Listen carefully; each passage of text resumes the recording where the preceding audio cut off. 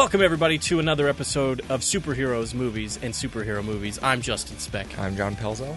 And this is episode 67. And we are talking about Avengers Infinity War. Directed by Anthony and Joe Russo. Released April 27th, 2018. And starring pretty much everybody in the Marvel Cinematic Universe.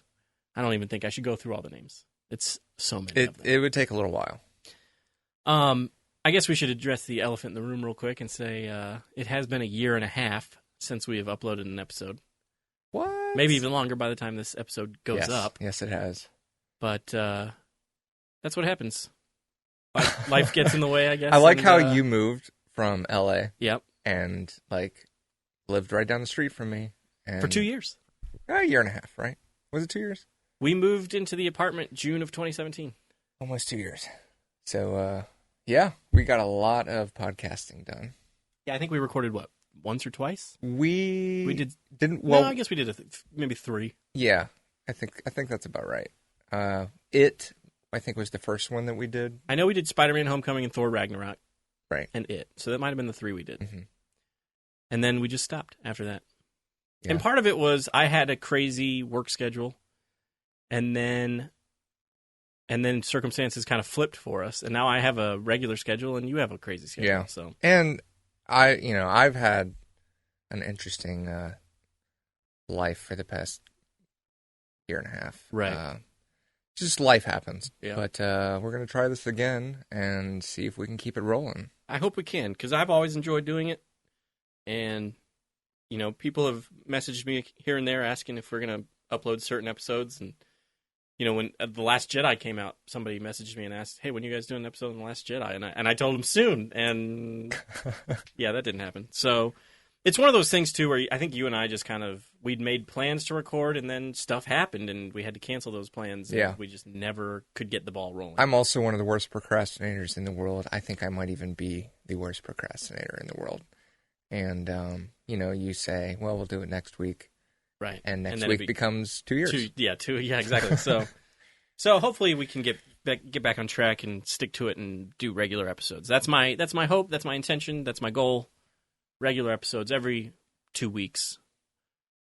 Yeah, that's what we were doing before. So. And I think you and I had talked about doing, and I think this is a good plan for us. I actually put out a quiz online, or not a quiz, a poll, I guess you could say, and asked people if we should strictly be superhero movies or be both, and nobody said superhero movies only. So yeah, it was 100% on the all movies. All movies. So I think we in the past we didn't really stick to this, but I think from here on out we're going to do one superhero movie and then one non-superhero movie.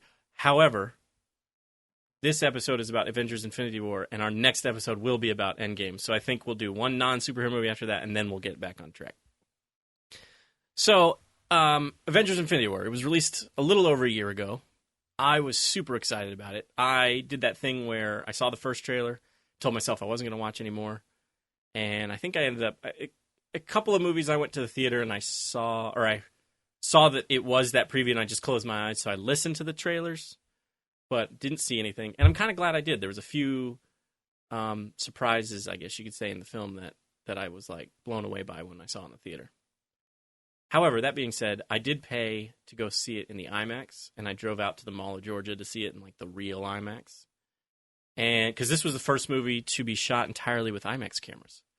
So I was expecting it to be, the Dark Knight IMAX scenes, which just, were amazing. And it was not like that. Apparently, digital IMAX cameras are not the same ratio as film IMAX cameras. Film IMAX, I've learned, are 1.43 to 1, which is almost like a square shape. Old TVs are 1.33 to 1. So it's almost square, and digital IMAX cameras are 1.9 to 1. So it's more like the shape of your average flat screen TV. So I was a little disappointed. The movie started, and it didn't fill up the whole screen on the IMAX like all the stuff that Christopher Nolan does with IMAX. And I was like, wait. Because is the IMAX screen shaped like the film format? Yeah. So it's Gotcha. it's like a giant square, 90-foot tall ceiling, and The Dark Knight was the first movie I ever saw outside of documentaries that they show.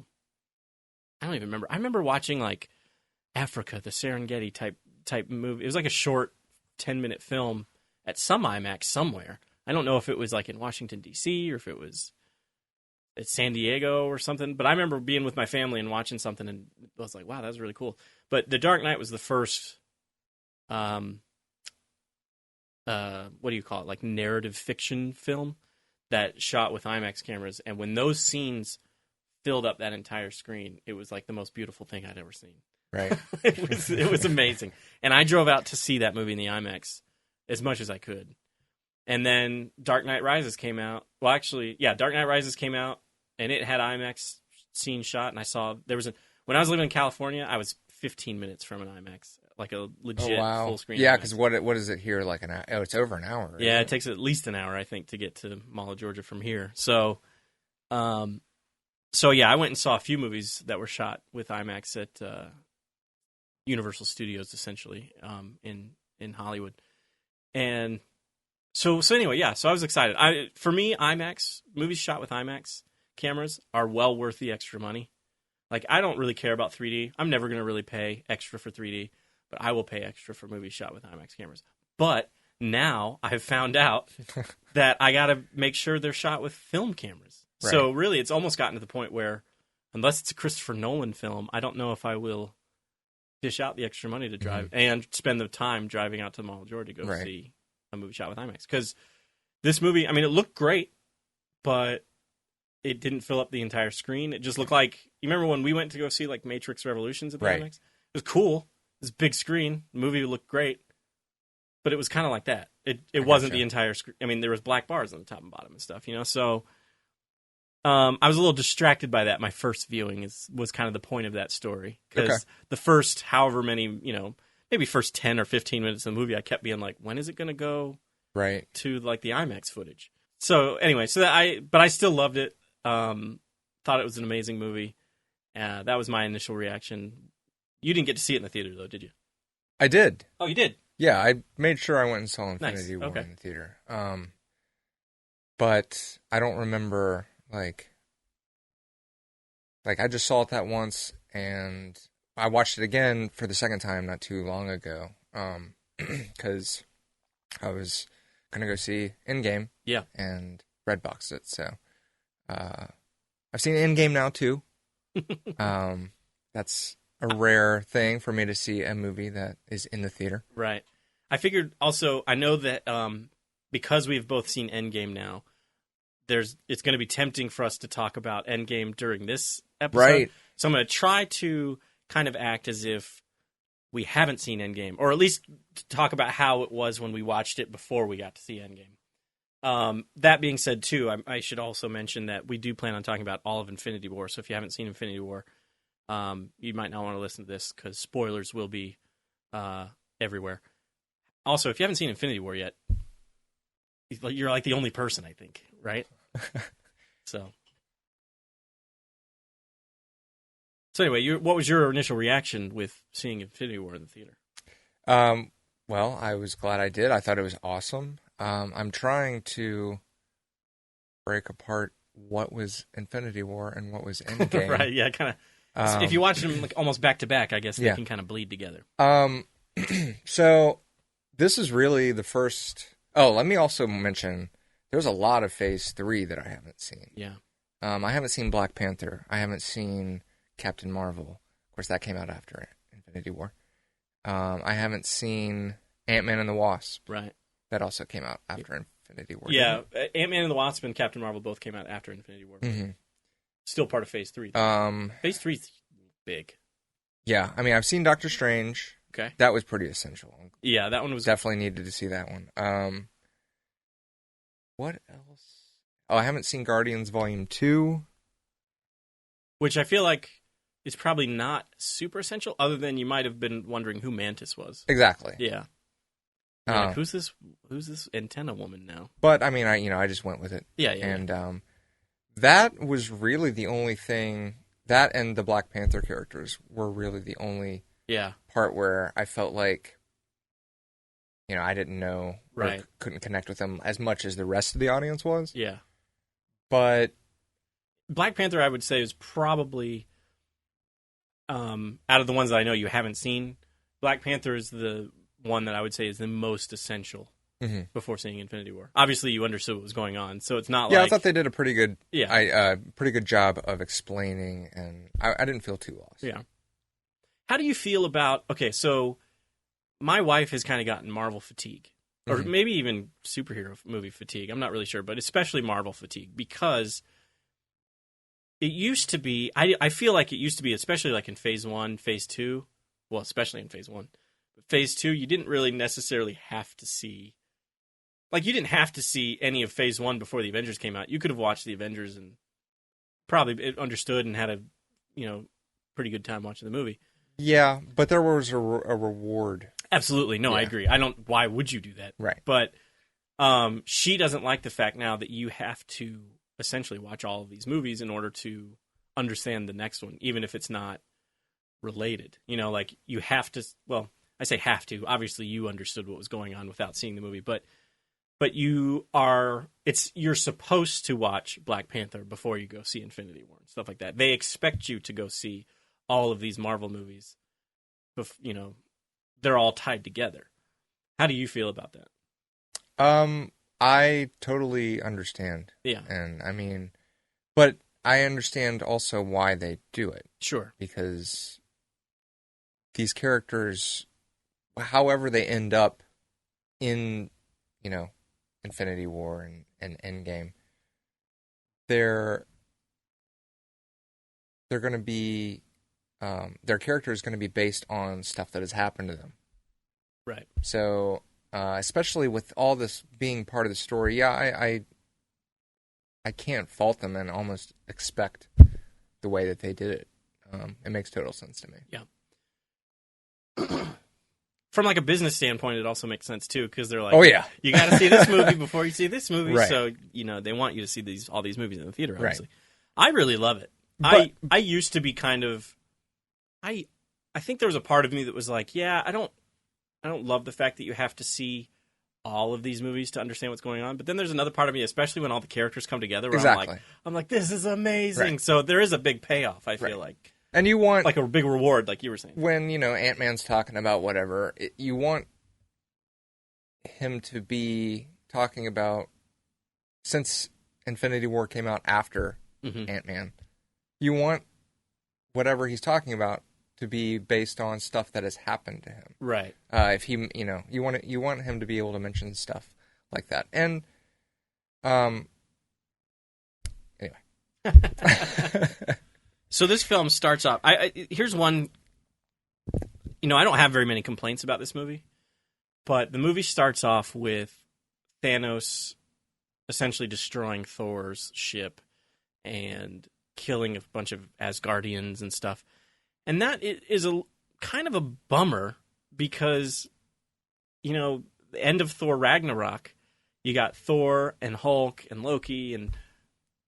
however many Asgardians he was able to get on that ship, and it's a happy ending.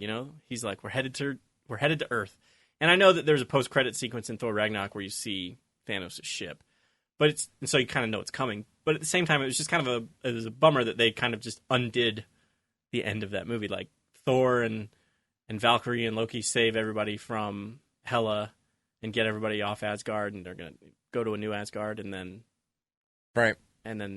they immediately run into trouble. I was shocked that Loki was taken out like that. I was too, and Loki has quote unquote died in a couple of different movies, right? And so you half expected him to come back or to be a trick or something. But yeah, it didn't seem. I mean, even Thanos says, which is interesting. It makes me think Thanos knows more about Loki than he kind of led. But he was like, no more resurrections.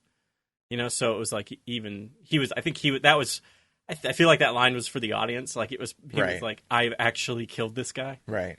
But yeah, I was surprised by that too. Tom Hiddleston, has gotten to become a fairly big actor, and everybody loves his Loki character, and they killed him off in the first 5 minutes of the movie, basically 10 minutes of the movie. But it got a good reaction. It did, and it also showed you you know, there's two things in that scene that show you the power of Thanos, essentially, you know? Mm-hmm. Well, the power of Thanos and also like the ruthlessness of Thanos. Number one, he kills Loki. And number two, he essentially beats Hulk up. Right. And so that was pretty big, too. That was kind of shocking, you know? We'd seen Hulk... that whole fight scene was awesome. Yeah, we've seen Hulk fight Thor, and Thor put up a good fight, but Thor, you know, I would never say Thor, you know, beat Hulk up. And Thanos, you know, for half a second you think, all right, Hulk's beating up Thanos, even though it's the beginning of the movie, you know Thanos is going to at least get out of there. And then Thanos comes back and just kind of, you know, starts throwing his fists into Hulk, and it's actually hurting Hulk and everything, and you're like, oh, wow, this guy's powerful. And fast.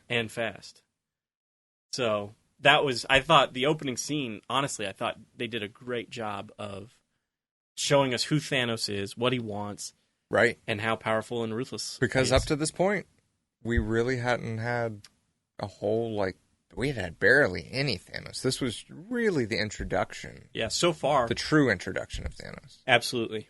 The most we had seen of Thanos before this was in Guardians of the Galaxy, which I think he's in one scene. Right. And he talks to Ronan the Accuser, which I realized today that there's two Ronans in the Marvel Universe. There's Ronan the Accuser, which is Ronan, I believe. And then there's Hawkeye's new personality in Endgame, which they refer to as Ronan, Ronin. So anyway, but yeah, he has a scene with Ronan the Accuser, and but that was just, I mean, it was not a whole lot. It was him saying, I don't even remember what he was saying to Ronan, but it was just him having a conversation with Ronan saying, like, do what you need to do, and otherwise I'm going to kill you, or something like that, you know?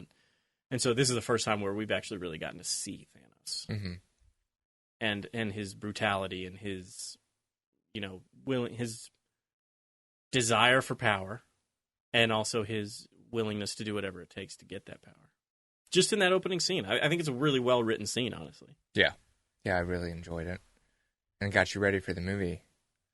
Like, you wanted to see more Thanos. Right. Interesting thing about this movie, too, I think, is that Thanos is almost the main character. Yep.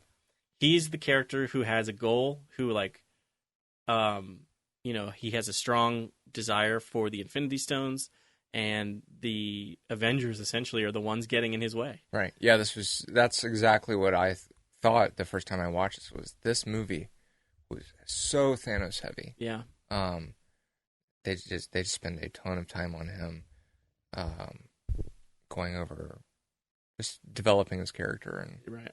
Takes up a lot of time in the movie. Yeah, and it was, you know, and there was never a scene where I was like, okay, we've seen enough of Thanos. Right. You know, like, let's move on. Like, it was very well done, and it was very, like you said, Thanos heavy, and it was exactly what was needed. Yeah. In my opinion. Like you said, I never felt any Thanos fatigue. I was like, I wanted to know more about Thanos. Yeah. So, what did you think about Thanos? I thought Thanos was awesome. I mean, obviously he's a terrible person or being, right, or whatever, but no, I think he looked great CGI wise. I thought Josh Brolin did an amazing job with the performance. Yeah, I mean, like you said, I mean, I never got tired of seeing him on screen, and honestly, I probably could have seen more of him and been fine. Mm-hmm. So I thought he was a really good villain, one of the best villains in the MCU, and yeah, I thought he was great. What did you think? Absolutely, I agree. They tried to. One thing I didn't know if I liked was them trying to make him make you sympathize with him, because they definitely did that. Well, I feel like they had to show his motivation, and right, it wasn't just that he wanted to kill people. Like he had like an actually decent reason for doing what he was doing. He just had a terrible way of accomplishing his goal. You know, he was I guess his whole reason is like there's an overpopulation issue, not just on Earth, but in the universe. Right. And how do you fix that issue? In his brain, it's kill half the people. Right. And then you won't have that issue anymore. So I just thought of this. He's got all the power in his hand with the Infinity Gauntlet, right? Yeah. Why didn't he just double the food? That's a great question. If you can snap half of humanity out of existence, why can't you just double the size of the planets and double the food? Right. Bam. That's a great question. I don't know. I feel like there's going to be a few questions like that we're going to run across throughout this and Endgame. But it's just one of those things where if he did that, we wouldn't have a movie. So Right. he's got to have, and maybe he just got it into his brain that was the only way. And if somebody had come up to him and been like, why don't we double the food? He would have been like, where do we put it? Or something. He would have had some excuse, I imagine. Right. But you're absolutely right. I mean, you could snap your fingers and make the Earth. Well, I don't know in terms of like physics, what would happen if the Earth actually doubled in size? What would that throw off our orbit around the sun, or would that do something? I would imagine. Yeah. But I mean, you sit down and do some math problems. And he's got the gauntlet, man. He can just snap his fingers and know the math. Exactly. I don't know how many times you can snap your fingers, though. I again, don't want to talk about Endgame, but there seems to be well, we'll talk about that in the next episode. How about that? Well, I mean, if you're talking about the burning, yeah, that happens in Infinity War. He does. It seems like the Infinity Stones, there's so much power coming from the Infinity Stones that even somebody as powerful as Thanos can barely control it. Right. Or handle it, really. And so, yeah, I don't know how many times he would be able to snap his fingers. So I think that's another thing, He's like, I could double the size of the planets and double the food. I die. Right. Yeah, if I snap twice or whatever, then... But then he's just thinking about himself. Well, I'm... he's Thanos. Right. Who else is he really thinking about? So one question, I did try to rewatch the movie before the podcast, and I wasn't able to rewatch the whole thing. So I took a couple of notes. But one question I had for you was, so in every movie that we've had up until now, when the Incredible Hulk goes back to Banner, mm-hmm. he does not remember anything about being Hulk, right? Like, especially in Thor Ragnarok, he talks about how like he was like, I've been Hulk for 2 years. He doesn't know where he is. He doesn't know what planet he's on. He doesn't know anything. Now I'm guessing Hulk and Banner, there's a way for them to kind of communicate, which we kind of see in this film, especially when he's trying to get the Hulk to come out and the Hulk says no. Right.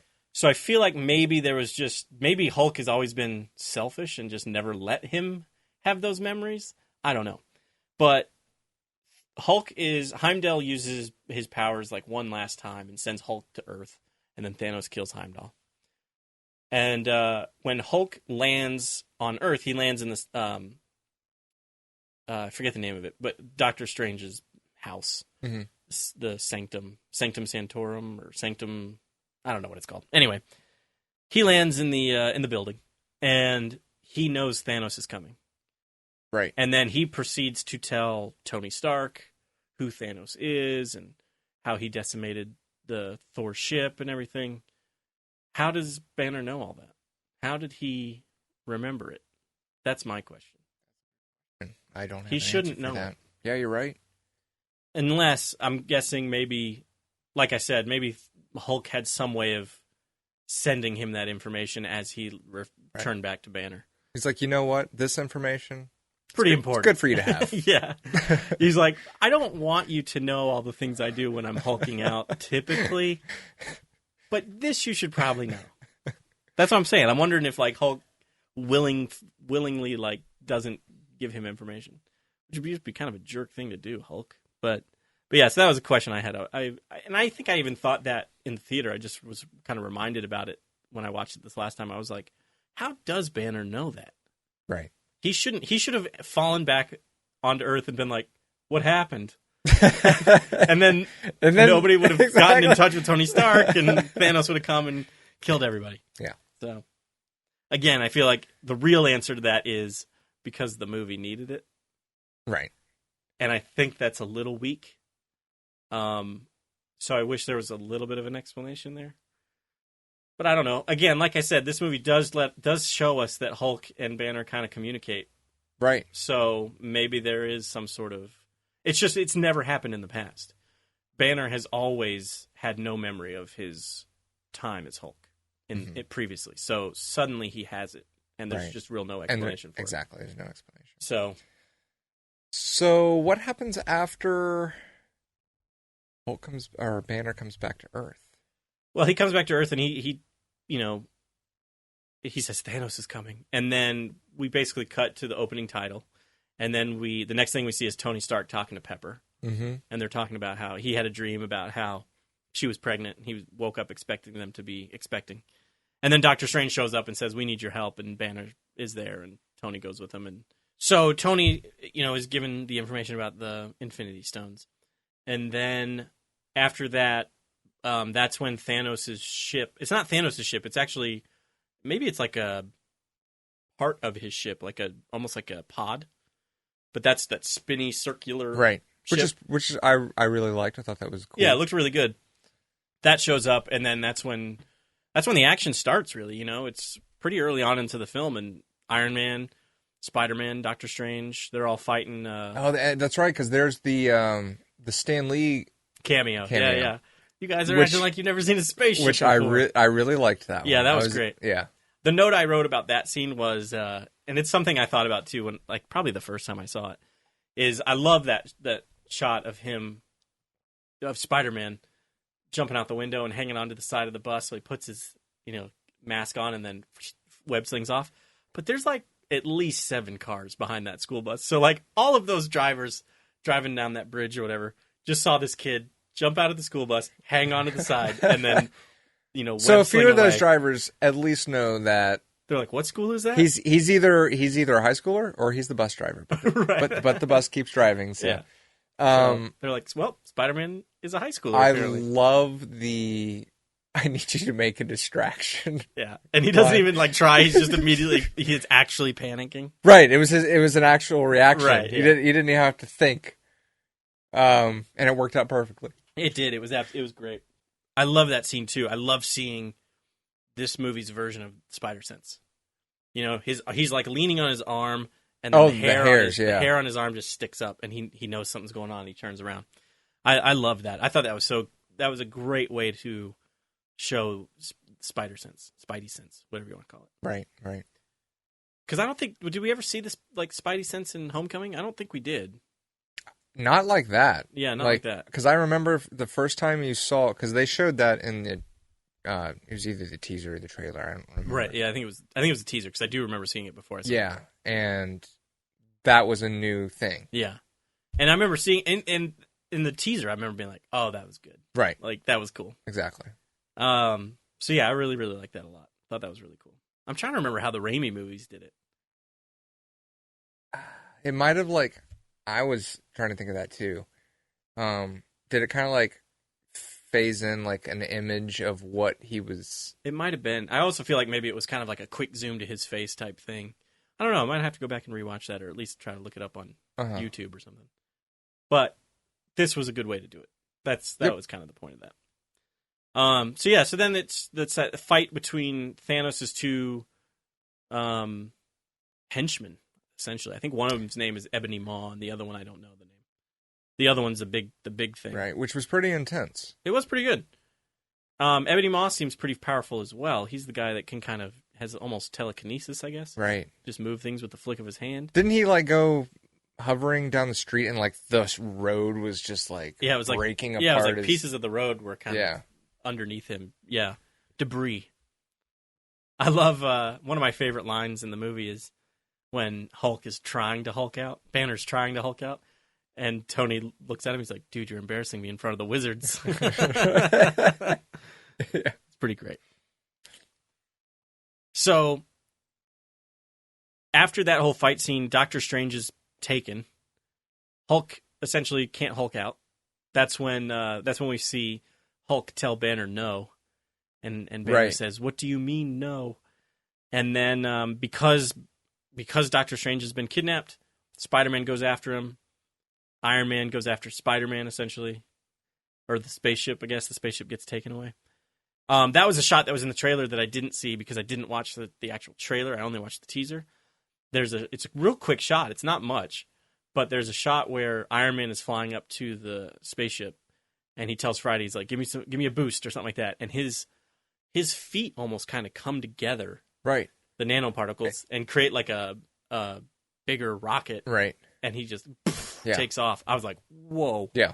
When I saw that My movie. question is, if there were going to be more Iron Man movies after this, what more could you do with his suit? Like, I feel like with the nanotechnology, they really took it to pretty much the furthest they'd be able to. There's only one other place I feel like they could have gone, and I don't know how it would have translated on film. Although there's a lot of stuff in the comics that I'm like, that wouldn't look good on film, and Marvel has proven me wrong. And one of the things is the nanotechnology. Like, if you had told me before I saw the movie that his suit was going to be nanotechnology, I'd have been like, I don't know how that's going to be. But it was awesome.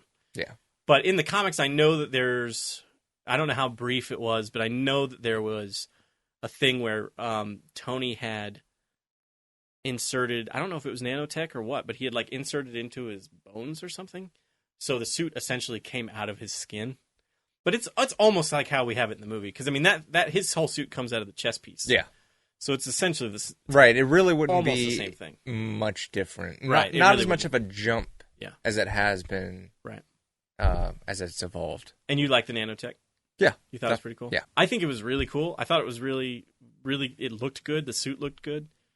I feel like like you said, if there had been more Iron Man movies after this, I agree. I think that where do you go with the suit from there? And it's not that he's super powerful, but he can just do essentially anything with that nanotech. Yeah. When he gets to the spaceship, his like right arm becomes like this tripod clamp thing that hooks him onto the side of the spaceship, and then he's using his other hand to like, I don't know, use a high-powered laser or something to cut through the metal. It's basically like symbiote. Yeah, almost. Yeah, he could create like a shield really fast. Right. I mean, I'm assuming it's got to be kind of hooked to his brain. Almost. It's almost like Green Lantern. Right. I was. Thinking it's like as soon as he kind of thinks of something, it can kind of be created. Green Lantern, like Tony Stark, would be limited to the size of his suit. Sure. And Green Lantern, although he doesn't seem to be, because he's got. Although at the end of the film, he does get beat up by Thanos. He gets beat up by Thanos, and his suit starts to kind of break away. But like his shield, he makes that shield, and it doesn't necessarily take any nanoparticles away from another part of his body. Mm-hmm. It does at the end of the film. Once his suit starts kind of breaking away in pieces, part of the nanotech from like his legs moves up to his chest or something to better protect him. That's the way it should have been. That's the way it should have been, right? And I think even if he had made like a giant shield, although I think it would have looked kind of silly if he had like made a giant shield and like his legs suddenly didn't have like armor on it. They could have showed like him standing in his boxers. Right? Yeah, exactly. He's like, that could have been a little weird, but no, I didn't have any problems with the nanotech. I thought it looked really good. Like I said, there was a couple of cool moments, especially with that nanotech, like the rocket feet he makes. So yeah, pretty good stuff. He could have been wearing Spider-Man boxers. Speaking of Spider-Man, what do you think of the Iron Spider suit? So I like it. We got a little glimpse of it at the end of Homecoming. I definitely like it, but I'm afraid of the fact now that we've been introduced to like these super spider suits. Yeah. Like, I'm never going to get tired of the original Spider-Man. No, me neither. But it's like downgrading. Right. Yeah, no, I agree. Especially with this Iron Spider suit. Right. The Iron Spider suit seems to have such crazy capabilities, and it's got those spider arms and everything, which, I mean, it looks just like that suit that I've seen from like the Civil War comics and everything. But yeah, I agree. It's almost kind of how we felt about the Spider-Man suit from Homecoming, right, where it was like it's essentially an Iron Man suit. Exactly. And now even more so, because this one is more of a metallic, actual kind of, I mean, it's nanotech Iron Man spider suit. So, and I'm wondering, I mean, obviously in Far From Home, he's going to be having the same like suit that talks to him and everything. Yeah. And so, as cool as that is, and I understand how, you need to keep up with the times and everything, but I feel like we're going to be missing out on just the plain old Spider-Man. Right. Well, have you seen the new trailer for Far From Home? No. If you haven't seen Endgame, don't watch the new trailer for Far From Home. But it shows him in the Iron Spider suit, but then later in the trailer, he's in his kind of regular suit. He also has a new suit that looks similar to the Homecoming suit. I don't know if I like it as much. It's like red and black rather than red and blue. Mm-hmm. But so I'm curious. Something must happen to his Iron Spider suit. You'd think something must happen to it for him to go back to the old suit. I don't know, but I guess we'll find out when we see Far From Home. Yeah, the very first couple of scenes in the trailer, he's wearing that Iron Spider suit. Okay. So I'm curious. I'm very curious about that whole movie, actually, Far From Home. But that's another podcast altogether. So one of the things I found interesting when I was rewatching it this time, because I didn't get to watch the whole thing again, but I paid attention to how far into the movie we were when Captain America showed up, and we were it's pretty far. Over 40 minutes into the movie. Yeah. It still feels like the beginning of the movie. It still feels like they're kind of setting things up, but it's 40 minutes into the movie. I can't help but say that bearded Captain America just looks awesome. Oh yeah, he looks awesome. I agree. I totally agree. Captain America has always been kind of one of my favorite characters. I had a VHS when I was a kid of Captain America's origin story. It was some cartoon from like the 60s or something. Okay. That'll do it. Yeah, the animation looked a lot like the old 60s Spider-Man. Because I never cared for him. Really? I mean, like I had an action figure of him. Yeah. Trading cards. But to me, he was just a guy with a shield. Right. Yeah. That loved America. Right. Nothing wrong with that, but I didn't know anything about him. That was the VHS. It was just his origin story. It was him as a scrawny guy. He got the serum and became Captain America. Bucky was in the video. I don't even remember how long it was. It was probably a pilot episode for an animated series or something that they just put on VHS. Red Skull was in the episode, and I watched that thing all the time. And so when Captain America: The First Avenger came out and Red Skull was in it and Bucky's in it, I loved it. Yeah. I thought it was so amazing. So he's always been kind of one of my favorite characters. And when Chris Evans was first cast, I was like, really? Right. He had been Johnny Storm. Right. I didn't see him as Captain America. He seemed more... I was worried, especially because he was good as Johnny Storm. And Chris Evans, up until this point, had done, decent amount of like comedy-type movies. I didn't want Captain America to be kind of a Johnny Storm. Right. And so I was like, we should have gotten somebody else. It's almost kind of how I felt about Ryan Reynolds being cast as Hal Jordan. Mm-hmm. I was like, I don't know if that's a good idea, because Ryan Reynolds also is kind of known for comedy and whatnot. But Chris Evans I think, when I think of Captain America, I think of he's great. Chris Evans, Captain America. He's fantastic. Yeah, he does a great job. And I think he does a really good job in this movie of being Captain America kind of on the run / living in the shadows. Right. So, yeah, I remember Vision and Scarlet Witch getting attacked. Who were they attacked by? They were attacked by, I don't remember the character's name, but there's like 4 of Thanos' henchmen. Was one a girl? Yes. I forget what her name is. Oh, the one with the horns, right? Yeah. Yeah. And then like kind of the skinnier dude. So Ebony Maw and the big guy are on, I almost said on Earth, like Wanda and Vision aren't on Earth. They're in New York, I guess. And then the female henchman, somebody out there knows all these characters' names, and they're like, why am I listening to you guys? Yeah, exactly. I should be doing this podcast. I forget what their names are, but they went to, so Ebony Maw and the big guy went to go get the Time Stone. And that's why they went to New York. The female and the other skinny guy went to Europe. I forget where Wanda and Vision are, but they went to go get the Mind Stone. Mm-hmm. So they split up. Right. Thanos went to get the Reality Stone. So they all went to get different stones. And Captain America and Falcon and Black Widow thwarted their plans. Kept Vision from getting the stone taken out of his head. And the Reality Stone is the red one. Yes, and it's on that planet, right? Nowhere. Yes, that's right. That's where is. Right, and the Guardians go there. Yeah. Try to.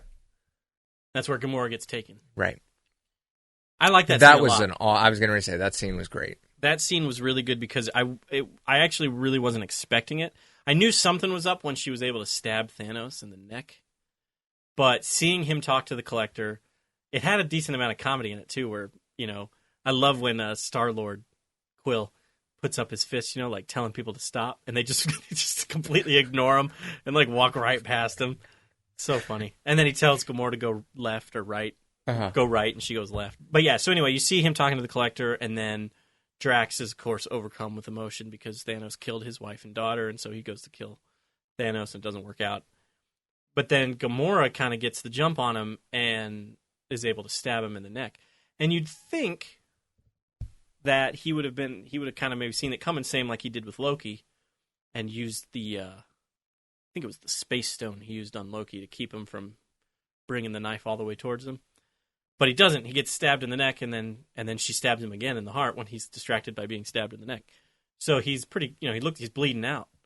And so, again, immediately you're like, well, something's up because I know Thanos makes it through more of this movie than this. And when he reveals that it was all part of the Reality Stone, it was all fake, and the red kind of swipes over the screen, I was like, oh, wow. Yeah. I was like, that was cool. Yep. And tricky, too. Tricky. Very tricky. Also, it just, again, shows you kind of how smart Thanos is, too. He just knows that Gamora is going to come to try to get the stone and sets a trap for her. Mm-hmm. And it was really to prove to himself, is she truly going to a be trap, against but also me? a test, perhaps. Yeah, exactly. Because why would you need to trap? So I think it was more of a to test. see, how she was going to do things, and she in front of him kills him. Yeah, and I think he might have even said in that scene like, "You disappoint me" or something like that. So you might be right. Maybe it was kind of a bit of a test. But now he knows. So, but he already had the stone. He was one step ahead of him. We skipped over the fact that Thor met up with the Guardians. Oh, so that was nope. Sorry, that's an Endgame question. So we skipped over the fact that Thor is with the Guardians, and Thor decides that he needs a new hammer, and he needs to go to Nidavellir, I think is what it's called, or Nidavellir. I think it's Nidavellir. And because Eitri, I believe his name is, the dwarf, is the only one that can make him a new hammer. Right, played by Peter Dinklage. Yeah, that's right. So he goes off with Rocket and Groot, while the rest of the Guardians go to nowhere to try to get the time stone, or the Reality Stone, before Thanos can get it. So Thor, the other thing that they did in this movie that kind of not undoes what was done in Thor Ragnarok, but he had the eye patch at the end of Thor Ragnarok. Right. He has it in the very beginning of this, and then Rocket just gives him a new eye. Right. So Chris Hemsworth doesn't have to wear an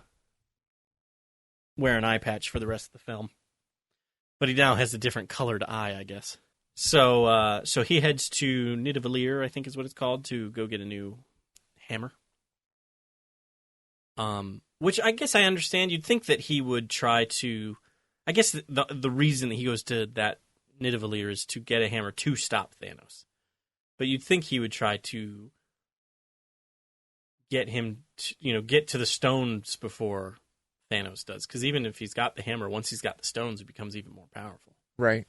But whatever, he decides to go get the hammer instead.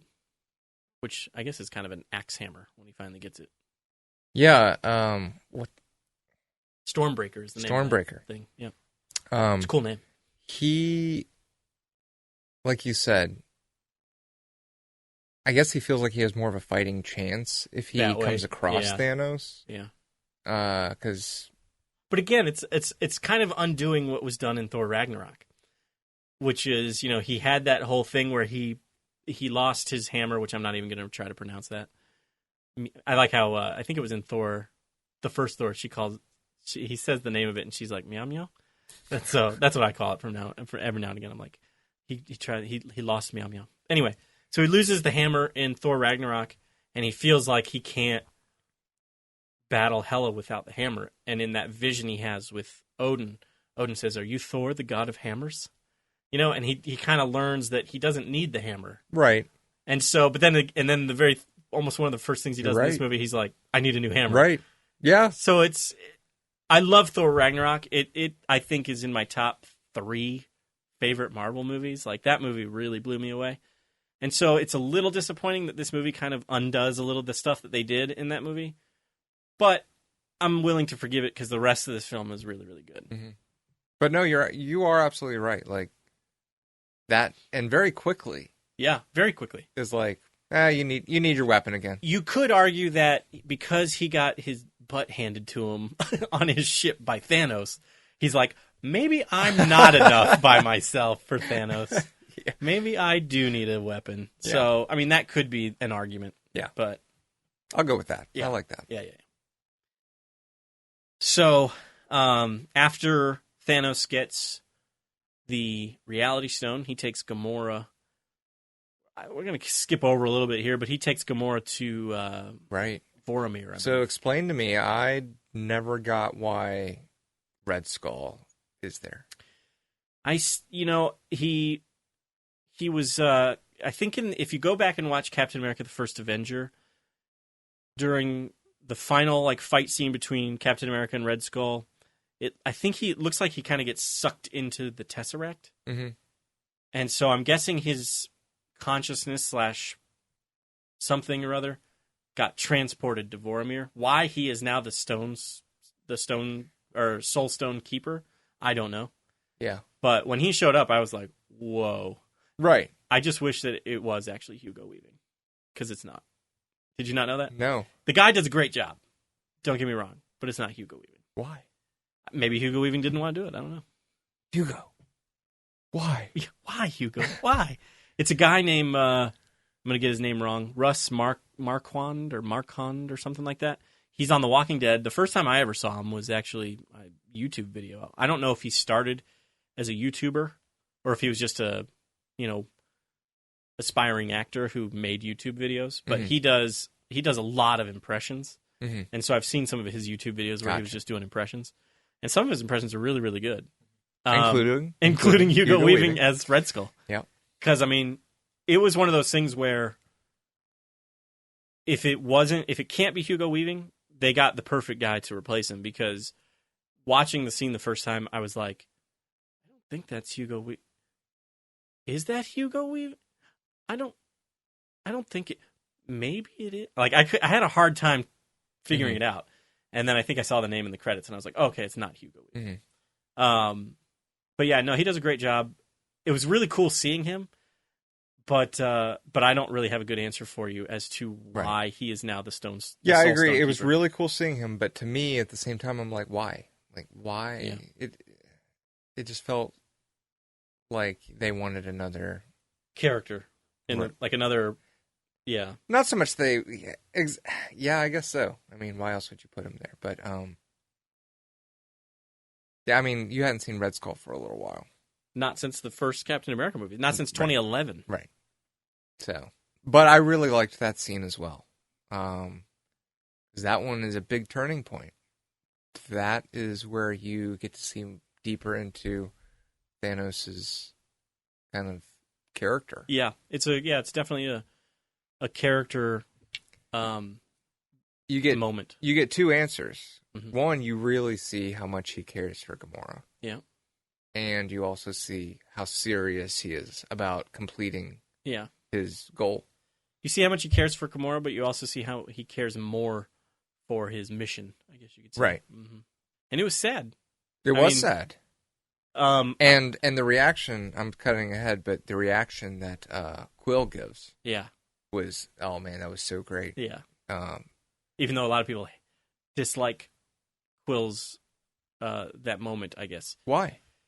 Well, because if he hadn't gotten angry and hadn't started punching Thanos in the face, they would have been able to get the gauntlet off of him. You could argue that it's completely Quill's fault. It is.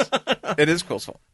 A half of humanity being gone, it's his fault. But then we wouldn't have gotten Endgame. Right. So it had to happen. So thanks, Quill. But No, yeah, I'm just talking about his acting in that scene. Yeah. No, I agree. Yeah, when he really, finds really out that sure. that she went, oh, it was great. Yeah.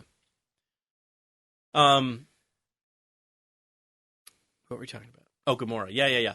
I love the moment with Thanos where the tears start rolling down his cheeks, and she's like, "Really, tears?" Because she thinks that he's crying because he doesn't love anything. Yeah, he can't get the Soul Stone.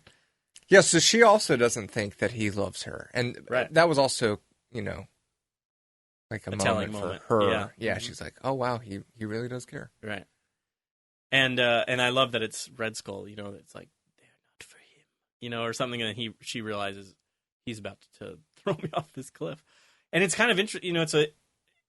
Zoe Saldana does a great job in that scene too, because I imagine it would be difficult as an actor to be like, okay, I have to convey the emotion here that I'm about to die, but also this guy who I assumed didn't love me actually does care for me, even though he's about to kill me. He loves me, but at the same time, he's going to kill me.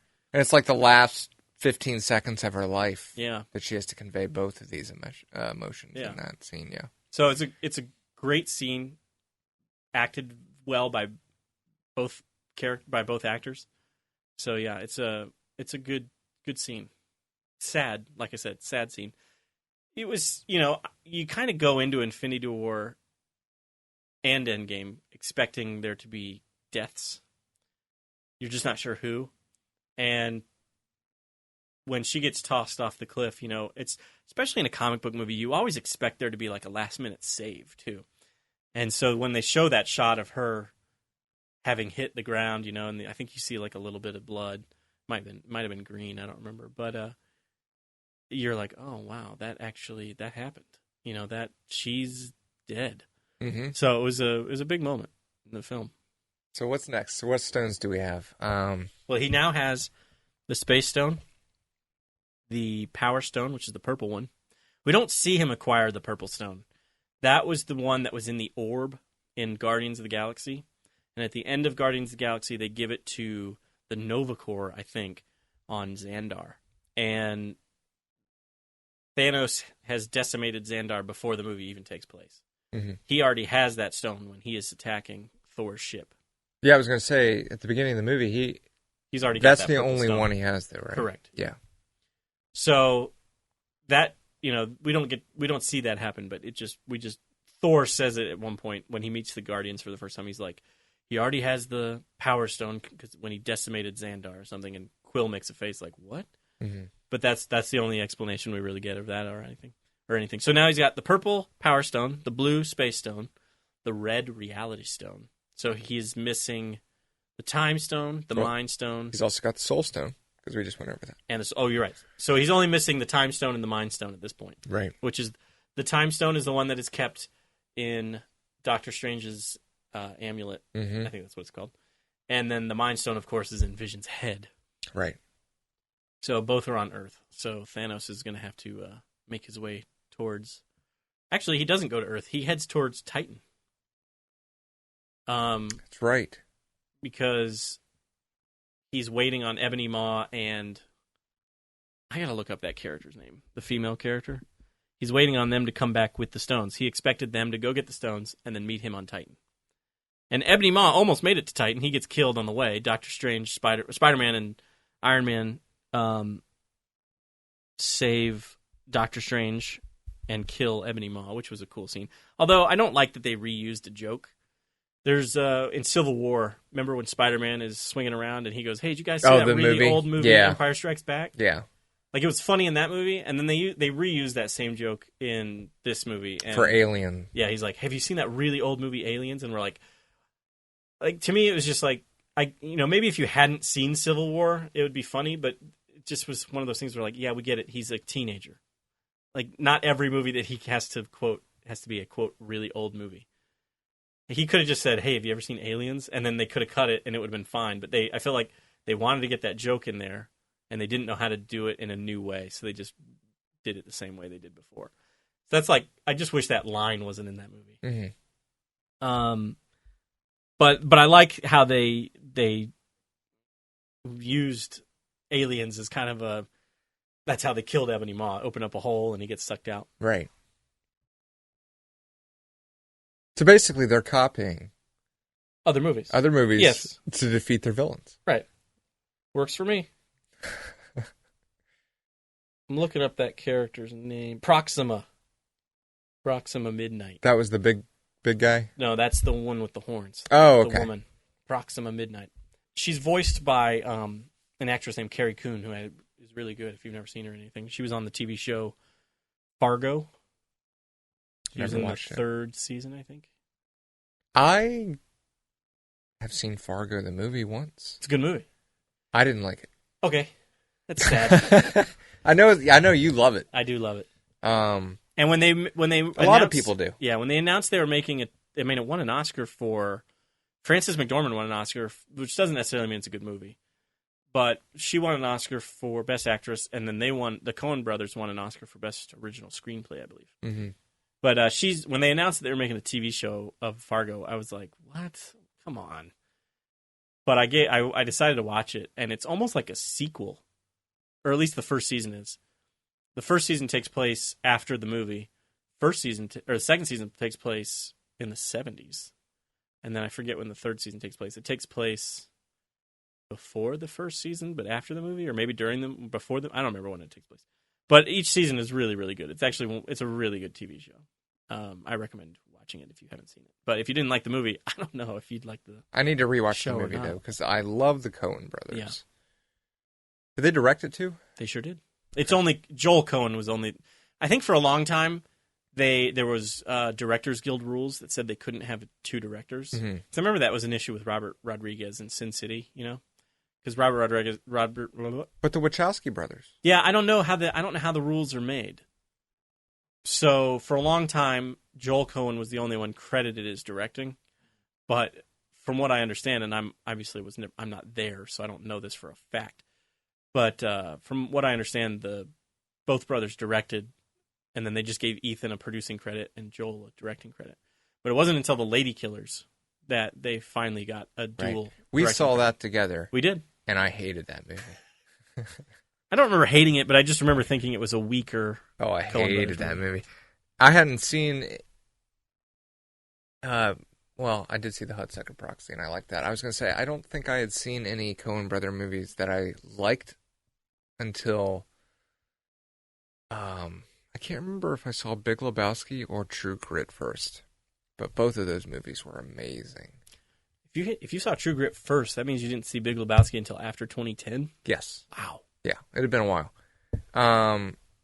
But I did see the Hudsucker Proxy back in the early 2000s, so. I haven't watched that movie in a long time, but I've always considered that one to be my favorite.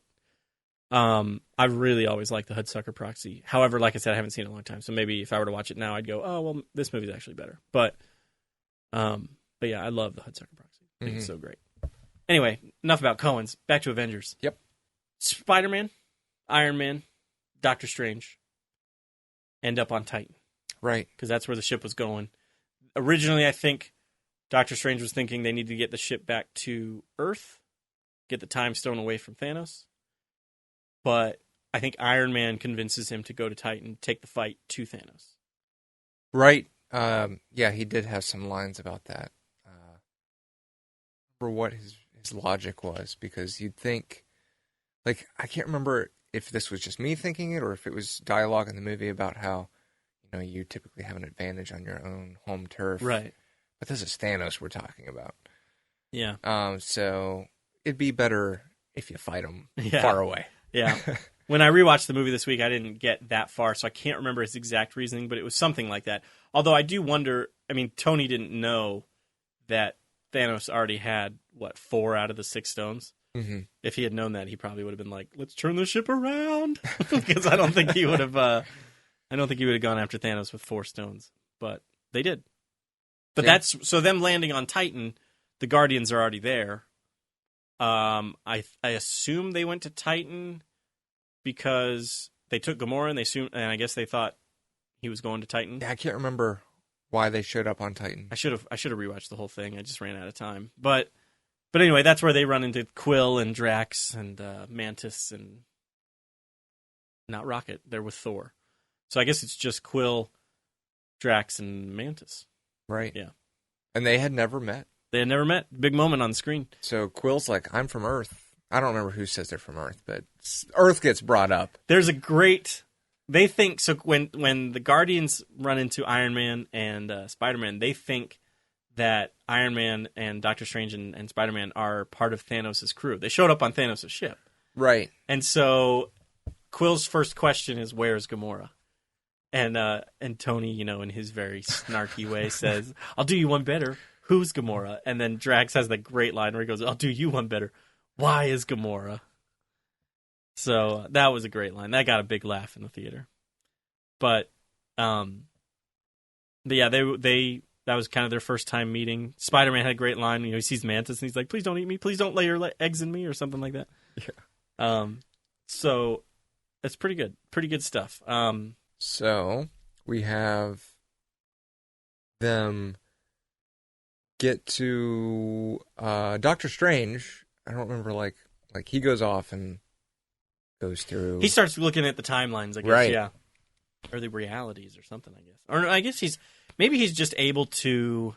I mean, he's looking at possible futures. Right. And there were 14 million. Yeah. Plus whatever. Right. Which there would have been, honestly, a lot more than that. Sure. That was a question that came up online that I noticed somebody asked. One of the questions was, how did he have the time to look through 14 million timelines? And I don't think he was looking at them individually, one by one. Right. I think he was looking at them all simultaneously. Mm-hmm. So did he just arbitrarily pick 14,600,000 and however as the one? Or did he look at a lot simultaneously and then a lot, and then let's say he looked at 5 million simultaneously. We all lost all 5 million. Then he looked at the next 5 million simultaneously. We lost all those. Then he looked at the next, and then it wasn't until he found that one time, and then he stopped looking. No, there's no way. You wouldn't stop looking. You would want to find as many possible outcomes as possible. Yeah. So I can't buy that he found one and he's like, oh, there it is. There it is. That's the one. I give the time stone away. Yeah. I think it was intended that the number he gave was just supposed to be so huge that... Right. Yeah. It really would have been an astronomical number that we couldn't... Could have been yeah. Infinite. Which would have made awesome sense because it's the Infinity War. But then he would have never been able to stop looking. Right. He would have had to look for forever. You could still say it's true. Yeah, you're right. He's like, hold on, I'm still... And then Thanos comes and destroys them all. And then he goes, I got it. But I liked how... I think the first time I saw it, I was like, shouldn't there be 3 maybe? Right. But it has to be one. It has to be one. And that tells you a lot. Mm-hmm. Because when he gives the stone away, to me, that took away the suspense and the worry. Because if he's giving... Well, actually, no, I take that back. He does make a comment to Tony. It was the only way. Mm-hmm. So you know... He also says before this that on their way to Titan, he says that I will defend the Time Stone, with my life. And if it comes down between your life, Spider-Man's life, or the Time Stone, I'm not giving up the Time Stone. Right. And then he does. So you know that this is the only way. Yeah. So, to me, that takes away... We haven't seen Endgame. Right. Haven't seen it yet. Takes away from the ending of this movie, which is, we'll go ahead and get into it. Everyone disappearing. Well, not everyone, but half of them. Lots and lots of people disappearing. But you know that everything that's happened up to this point is still on the path for even him giving the Time Stone is a part of the plan, right, for them to win. Yeah, it just doesn't seem like it to everybody else. Doctor Strange is the only one, literally the only one that knows how this is all going to pan out. And to everyone else, it looks like they failed miserably. So to me, even as you see them disappearing, you know that they have to come back. Right. Because it's that was part of the one way that they win. Right. And the definition of them winning is him not snapping his fingers and killing off half the people. Right. It's a comic book movie. And Black Panther just had a huge movie. Hugely successful movie, I should say. Spider-Man just had a movie. We knew Spider-Man 2 was coming out soon. We didn't know, I don't know if we knew it was called Far From Home yet, but we knew that they were shooting Spider-Man 2. So when everybody started disappearing, I remember, because I saw it I didn't get to see it opening day. I saw it that Saturday, 2 days after it opened. And people were like gasping in the theater when I think Bucky is the very first person to disappear. Mm-hmm. Yeah, because it's his arm, right? Yeah. It starts going. Yeah, and he's like, I think he says something to Captain, he's like, Cap or something, and then he's like, and people in the theater were like, and I was like, he snapped. This is like, maybe because I know a little bit about the comics, like, I was like, of course this is happening. But then the movie ends after that.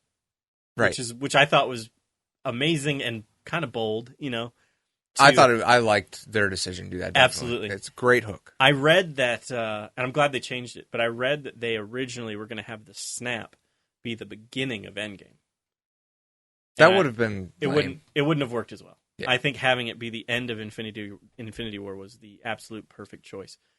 But everybody, like, the movie ends, you see Thanos, like, in his garden or whatever, and he's watching the sunrise or the sunset or something, kind of gives, like, a little smile, and then it goes to the credits. People were like, what? And then there was a lot of, just from conversations I heard from, like, coworkers, and also just a couple things I read on the internet, people were actually genuinely thinking that these characters were gone. Yeah, no, I know. And I was like, no, they have to come back. Right. There's no way that Marvel just had this hugely successful Black Panther movie and then they're going to kill him off. Right. He's coming Yeah. back. Like, we're just doing one Spider-Man movie. Right, exactly. One Spider-Man movie, and then that's it. That's why we bought the credits for right. Yeah. So I thought that was kind of weird that people Not the credits, the rights. That's what the rights. Yeah, I know what you meant. I don't know. I thought that was kind of weird that people actually were confused and thought that these characters were gone for good. It was like, no. They're coming back. It's a comic book movie. Nobody stays dead. Right. So,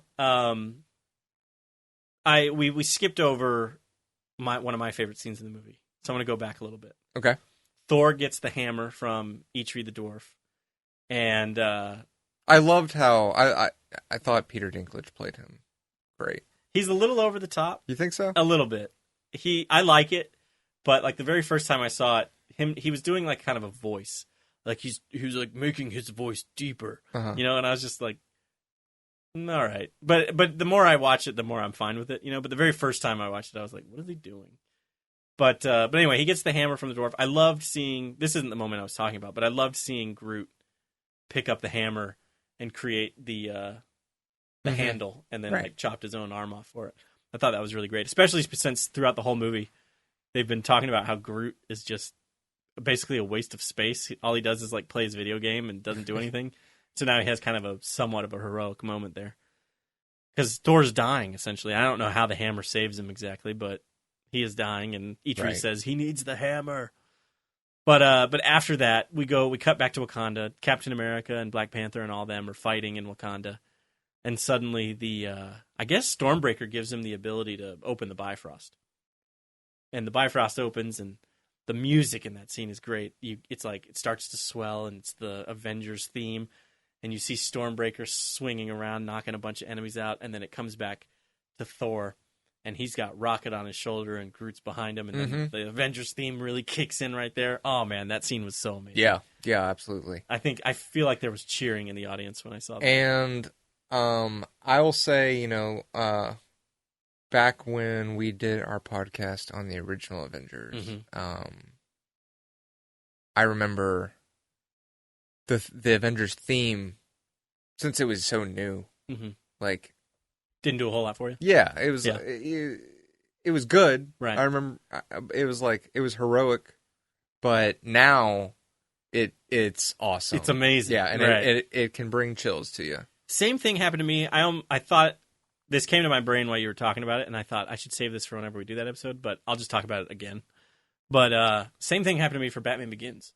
When I saw Batman Begins the very first time, I was like, that music was good, but like it wasn't. No, you're right. It wasn't the Danny Elfman theme. Right. You know, it wasn't as memorable. And then that first trailer that came out with Heath Ledger, and you heard that music in the trailer, I was like, oh my god. Yeah. Like that. Suddenly that music just became so iconic. It wasn't the trailer for me, but I remember it was The Dark Knight and sitting in the theater, and I think it was the motorcycle scene. Yeah. And I remember hearing that music and just being like, wow. Yeah. This music. Yeah. And I don't know why it didn't have that effect on us during Batman Begins, but it was, or same thing with the Avengers. You know, like I like the music from the Avengers, but you're right. The very first time, especially I saw the movie, I was like, this theme's okay. Right. You know, but it's not the Superman theme. It's not Danny Elfman Batman. But now in Infinity War, Thor comes and you hear it, you're like, oh, this is incredible. Yeah, exactly. Yeah, absolutely. And then I love the little exchange between Captain America and Thor where Captain America's like, you got a haircut. And Thor's like, I see you're copying my beat. You're right. And the I am Groot, I am Steve Rogers. That was a great scene. Mm-hmm. And then Hulk has the Hulkbuster armor. He's essentially wearing that running around, which is kind of cool. And trips. Right, yeah. So at least he kind of had something to do. Because I feel like since he couldn't Hulk out, Banner would have just been... I mean, they could have made Banner working with Shuri, trying to get the Mind Stone out. But they didn't. They decided to make him like part of the battle. And I think that was probably a good idea. So then eventually... You know, now that you mention that, I think actually it would have been better. To have him working with Shuri? It makes more sense because... It does make more sense because he's a scientist, not a fighter, really. Right. And it's almost like they wanted to bring the Hulkbuster back. Right. Which is fine. Right. It was fun, but it makes more sense to have him be working on it with Shuri. I mean, maybe he would have just gotten in the way because she's supposed to be super brilliant too. But you'd think that two super brilliant minds put together would work a little quicker than one. But whatever, I didn't write the movie. So I think, though, with our little quibbles aside, the writers and the directors did a great job bringing all these characters together, making everything make mostly sense, and making it a really entertaining movie. Yeah. This film ends, you know, we kind of talked about it already. Thanos goes to Wakanda, and Wanda basically kills Vision in order to keep Thanos from getting the stone. I think she destroys the stone, actually. And then because Thanos now has the time stone, he's able to reverse time. Which I totally saw that coming. Yeah, of course. I mean... Once he gets the time stone. Yeah. And you destroy the Mind Stone. Right. He needs all 6. Oh, he's not going to get the gauntlet. Shucks. I guess I'll go back to Titan now. You win, Avengers. You win. Endgame is just going to be a big party movie. It's just that scene from Age of Ultron where they're all like hanging out, having drinks and stuff. That's just the entire movie. Every single one of the heroes that we've seen and been introduced to at this point tries to pick up the hammer. Oh, wait, the hammer doesn't exist. Nope. Nope, that doesn't. Nope. Doesn't exist. So anyway, so he snaps. Well, Thor... But wait, that's another question I have. Okay. Wait, no. Because... That's Endgame? Yeah. All right. But, I can ask anyway. Okay. What's it called? Stormbreaker. Stormbreaker. That can only be held by Thor as well? I don't think so. But I don't know. I don't see why. It was made... So, Meow Meow and Stormbreaker were both made by Eitri the Dwarf. Mm-hmm. So, what is it about Meow Meow that makes it different than Stormbreaker? But I don't think Groot was able to pick it up, and then true, we see other characters kind of lift it here and there in Endgame. I think. Well, I was trying to. I know. We haven't seen Endgame yet. So anyway, so we're at the end of the movie now. Mm-hmm. Thanos shows up, reverses time, gets the 6th stone. I can't remember if that iconic scene with Captain America holding the gauntlet and fighting as hard as he can against Thanos happens before or after he fights Vision. But he gets knocked out.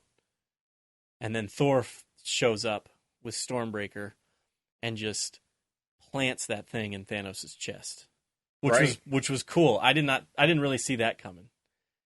And then he just kind of shoves it in there more, and he's like, I told you you'd die for that. I think he was referring to killing Heimdall. But then Thanos comes back one last time and he says, you should have gone for the head, and then he snaps. Right.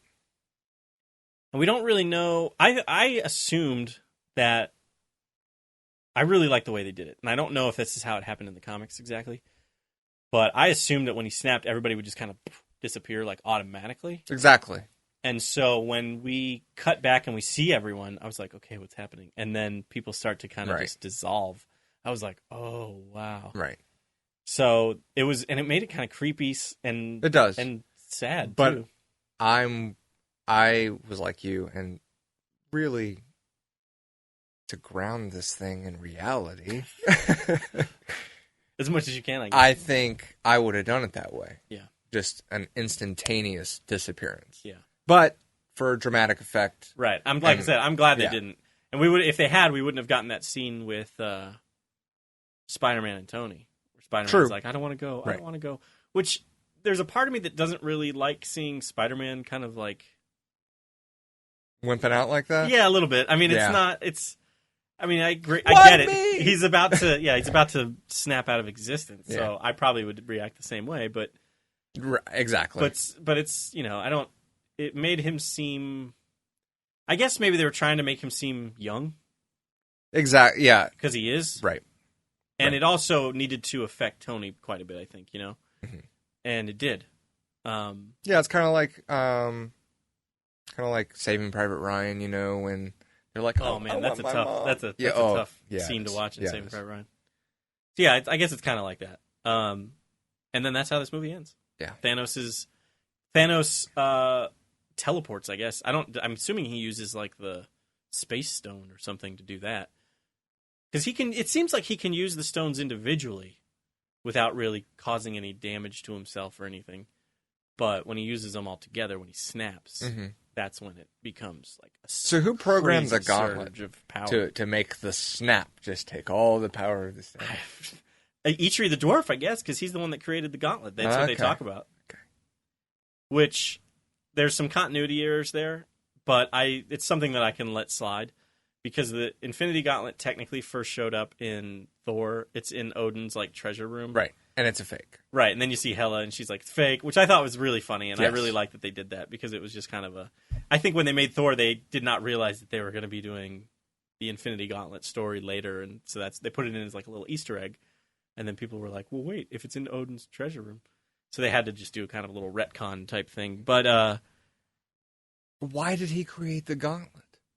Well, it seemed to be that he was forced to. I think that... Thanos came and like destroyed essentially all the elves, leaving only Eitri. And I'm assuming that's his name, right? Eitri? I think it's Eitri. I don't know. I apologize if I've been saying it wrong this whole time. But he forces him to make the gauntlet. And then after he makes the gauntlet, he like encases his hands in metal. So he's got like metal fists.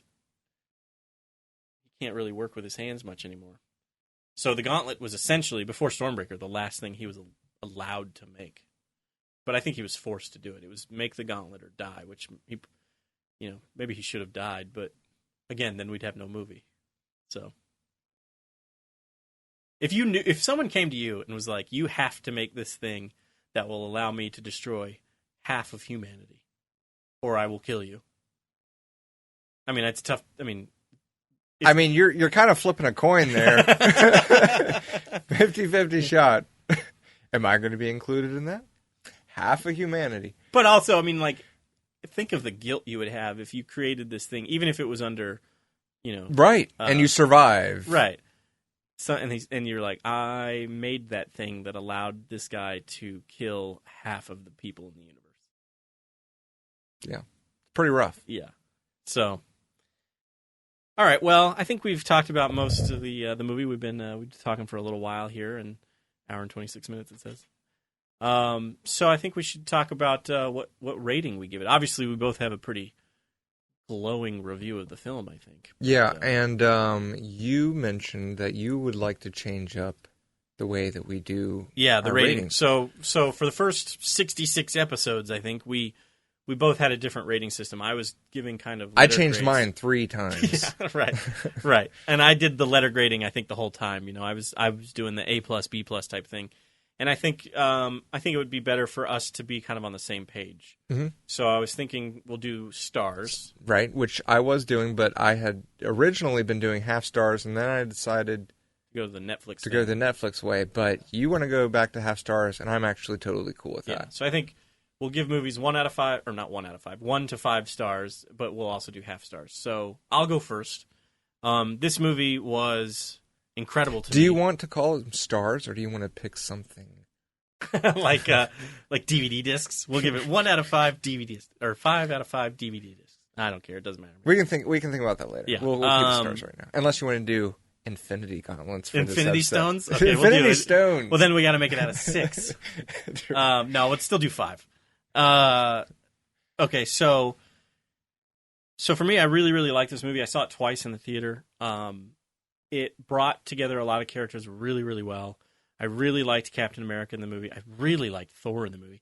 I had talked about this, I think, when we did Avengers, the first Avengers movie. Thor was a character that I just never really gave a chance to when I was a kid and when I was reading comics as a younger adult. I would see he was just a character that I didn't know anything about him, so I never gave him a chance. And I just thought he was he didn't seem like a superhero to me. Right. We mentioned to be like a god. Right. And exactly. And so I was just, every time I saw Thor like on a comic cover, I was just like, meh. And he has become one of, if not my favorite character of the MCU. He is awesome. And he's played perfectly by Chris Hemsworth. Yep. So, but anyway, this movie didn't quite have enough, I don't know what you want to, enough in it or whatever to push it past my favorite Marvel movie, which is the Avengers. So I'm actually going to, it's a pretty high score. It's not a bad score by any means, but I'm going to give it 4.5 stars out of 5. I'm sorry, 4.5 Infinity Stones out of 5. Yeah. I am completely on the same page, and that's what I was going to say, was 4.5 Infinity Stones. Yeah. Nice. Well, we'd love to know what you think about Avengers Infinity War. Oh, you know what I meant to mention? I totally forgot to. I'm going to talk about it right now. This movie made overall over $2 billion at the box office worldwide. Domestically, it made $678,815,482. So pretty good. Pretty good. It had a production budget. Oh, it doesn't say. So I don't know what the production budget was. Clearly, a lot of people out there liked it.